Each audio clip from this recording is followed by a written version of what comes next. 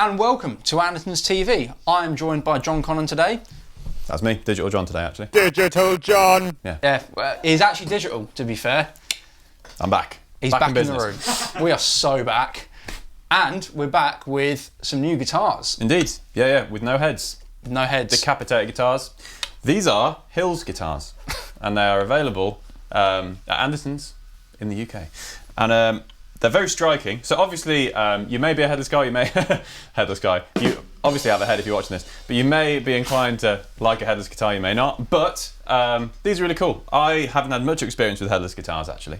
But these actually feel really modern and well put together, and they're definitely a learning curve. Like, they feel different. Like, even though they don't have a headstock, you'd think, oh, that's not going to be much difference. But, like, you know, the body shape, everything feels a bit different in terms of how they, are put together. But, in essence, it's a double humbucker, modern guitar. I wouldn't say this is a traditional sounding guitar. It's definitely on the modern end of the spectrum, and you can tell that aesthetically, right? So, what are your initial thoughts when you play one? Yeah, I mean, I'm obviously Andertons recently. We've started stocking Strandberg guitars, which are probably the driving force and main movement in the headless industry, if you will. Yeah. Is it a headless industry? Can you have an industry that's headless? Yes, yes. Is now for sure. So, obviously, we've stocked them for a while now. Strandberg, hugely popular brand with us, as well as many other companies as well. But where HILS sits with us is a slightly more affordable headless version for those who maybe aren't too sure, or you kind of can't make up your mind. Yeah, you kind of like the whole sort of headless thing, but you're not too sure, and you don't necessarily want to pull the trigger on something quite as high end as the Strandberg. Then the HILS are, or the HILS. God, this is going to be terrible grammar throughout the entire video, and I can't wait for the comment section on this one. But these could be the guitars for you. Indeed. So, a little bit about the specs of the guitars before we get into some playing. They only come in hardtail versions currently. Obviously, I'm not sure that that's going to be a thing they change down the line, but obviously, if you do want a tremolo sort of headless version, then you're going to have to fork out and get yourself a Strandberg. But for the HILS guitars, these are all hardtail guitars. And you tune them at the bridge as well. Yeah. Like, if you're new to headless guitars, no machine heads. They do have machine heads, but they're down here. Often the the biggest question is, where do I tune it? And And usually that'd bend, it's a floating trem on quite a lot of these style guitars, but no, they're hardtail here. But you still tune them at the bridge, very hip shot inspired, actually, looking at it. Definitely. So in terms of where these sit in the market, obviously Strandbergs are your higher end guitars, premium models, and they start off at about the £1,000 mark there, but you can obviously find all that information out on the website. The HILS guitars are unbelievable spec for the price point they currently sit at. So these guitars are sitting at around about the $399 mark. Obviously, we'll have links below that you can get the exact pricing on the website. But it's unbelievable. Yeah, if you want the essence of a headless guitar, they kind of do that. They do that job very well. Yes, you're kind of cutting some corners on maybe like third-party bridges or, some other things, but there's nothing very apparent that, would say why you're not paying that much. It's a massive saving, really.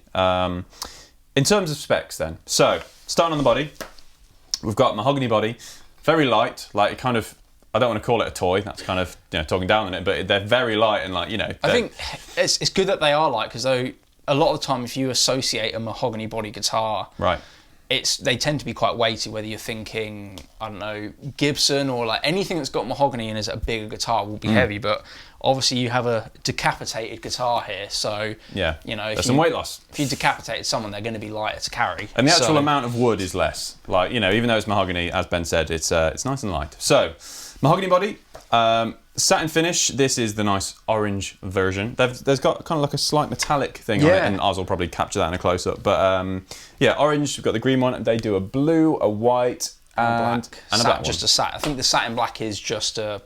There's no sparkle. Just black. Just black.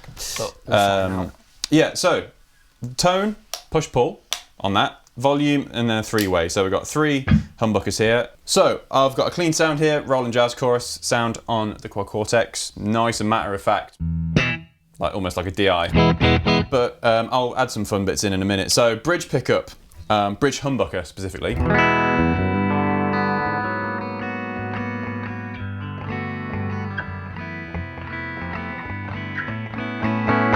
Let's go middle. So this is going to be both humbuckers.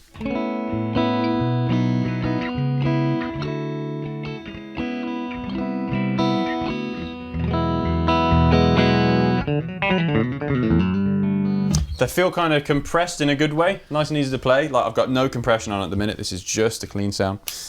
Neck humbucker.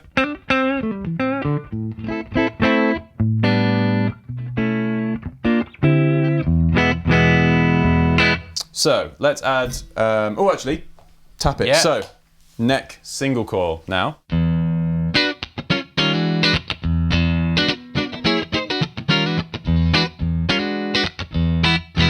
And just do that again, switching between the two. Just want to check the output, just see if you do get much of a drop off. Yeah, humbucker.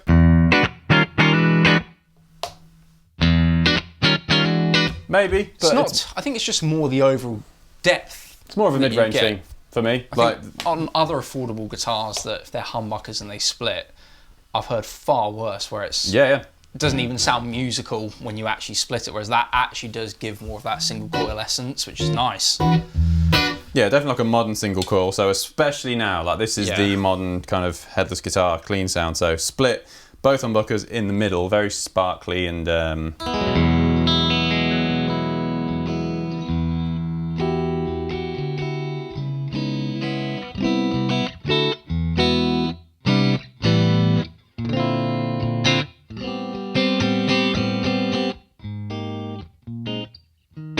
nice and bright. And you do all of those chords again in a minute when you put all the sparkle on. Like Yeah, yeah. exactly the same.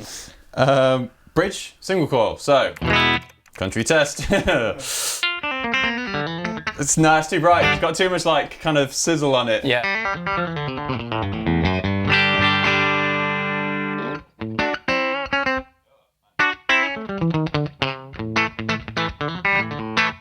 So let's add some vibe, as the kids would say. So middle position, nice and bright. What's kind of headless guitar-y thing?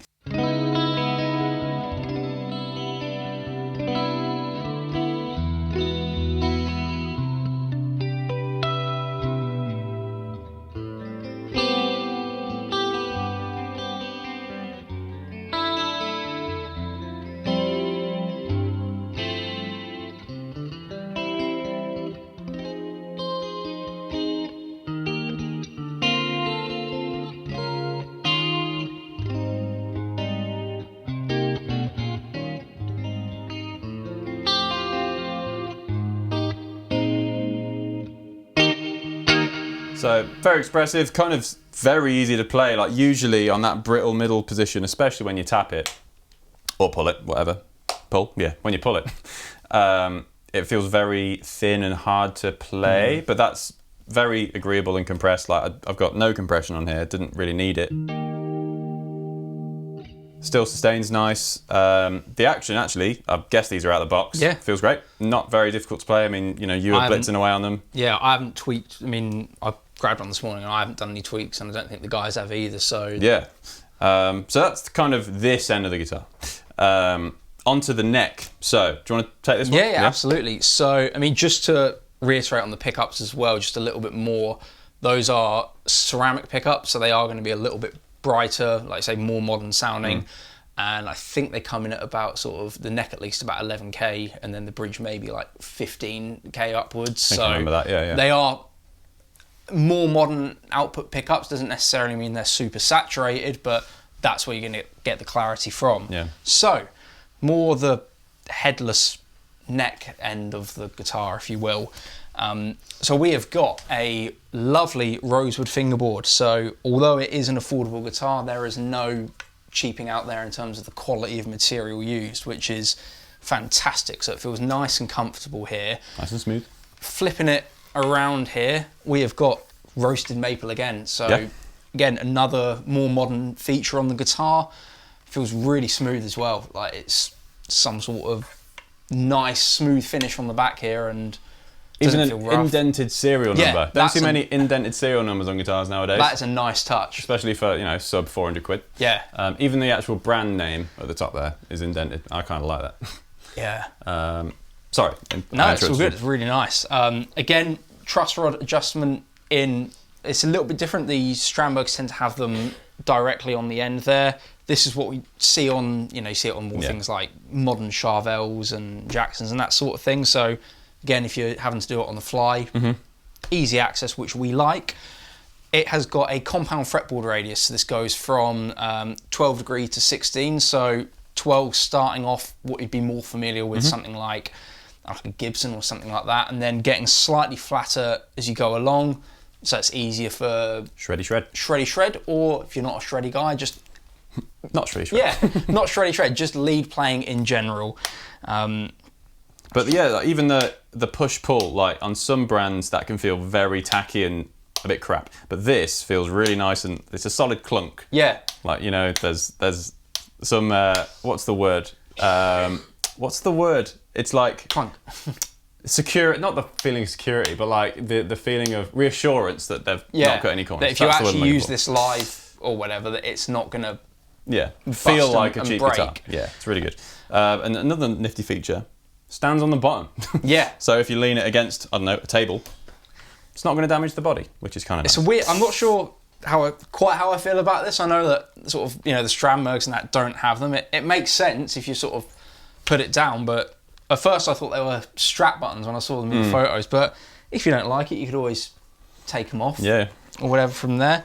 It is also worth pointing out as well that for your hard-earned money of around about £400 region, you get a wonderful hard padded gig bag with it as well. Like this is super thick padding as well, so it's going to protect the guitar. It's like a violin case size. Don't need to worry about your headstock breaking because you haven't got one, which is wonderful. Yep.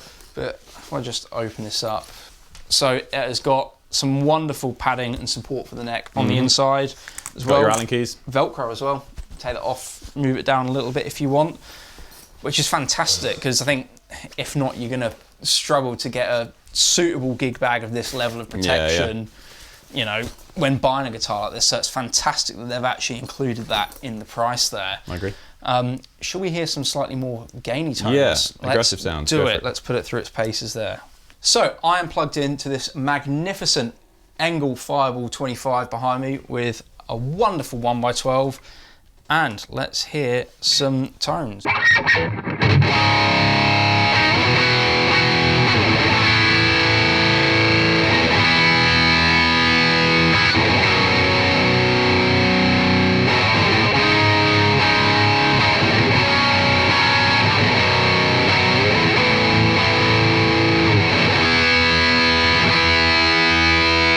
That intonates amazingly well. Yeah. That was so in tune. I was trying to sort of do some more, not on your level, but like extended sort of chords. And it's easy to hear things under gain go, oh yeah, that sounds nice and clear. But they do actually, for own brand pickups, the beauty with a guitar like this, if you did want to, put a little bit more, is this a good mod project? Yeah. Again, there's not as much you can mod on something like this, but upgrade the pickups, why not? But these out the box do sound pretty great still.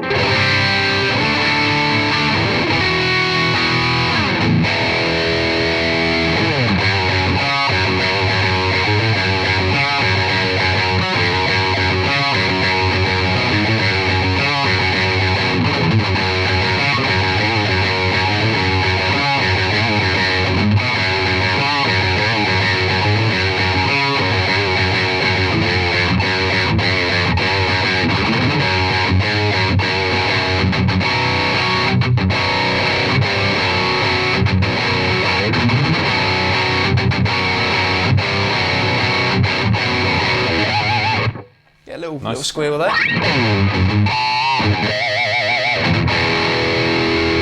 Yeah. How does middle position sound? Middle position, let's do that.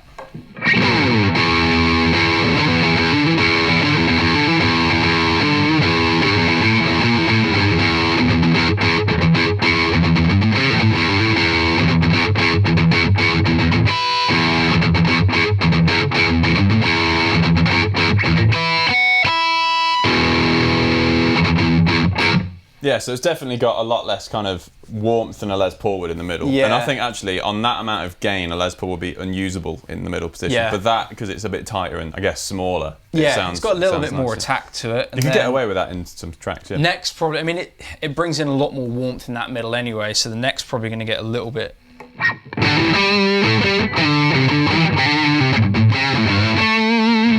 It's really buttery and smooth, it's quite nice.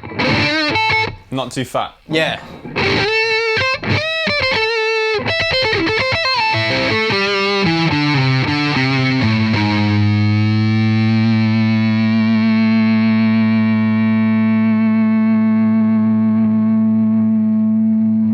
Decent sustain as well. Yeah.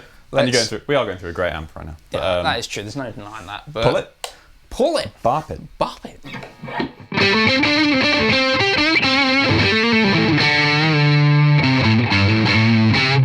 That's nice. I love that kind of single coil. Gets a bit chewier, doesn't it? Yeah, it's nice.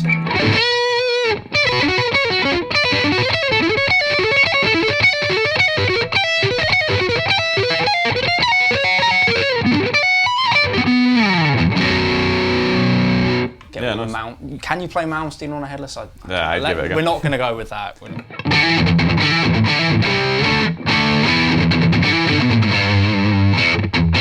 Try that on middle, I bet that'll sound great. Yeah, I love that sound. I love that sound.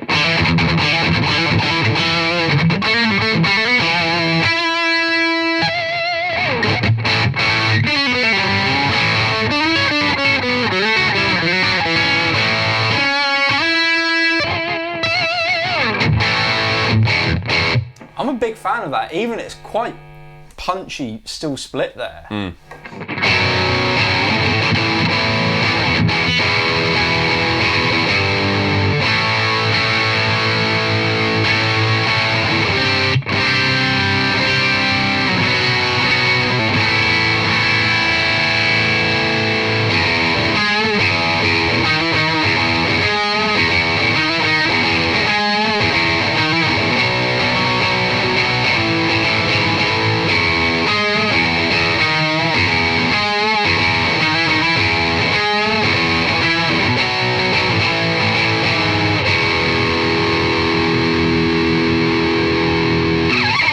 Yeah, low sustain as well. Yeah. Yeah. There's a really balanced sounding set of pickups actually. Yeah. Like, yeah. The I think for stock pickups, I've Hills. I've played a lot worse on more expensive guitars, let me tell you that now. Yeah, nice. So that's kind of all we can talk about for now. If we've missed any specs, which we probably have, you know, head on over to the Andertons website where there's going to be a full list of info for the models, the finishes. You can see all of those, and we've got links below as well. Yeah, we do have those. We do have those, as well as timestamps. Go to where you want in the video, but you're now at the end, so I don't know, rewatch it. And also, there is a second Andertons channel called Andertons 2, where it's just guitar playing, no talking, no nonsense, so you can just hear the kit and enjoy it. So, yeah, as well, subscribe because you can be the winner and owner of one of these lovely clones. They are real, we promise. Cool. Thanks so much for watching, guys. I've been Ben. I've been John. And we'll see you next time. See you in a bit.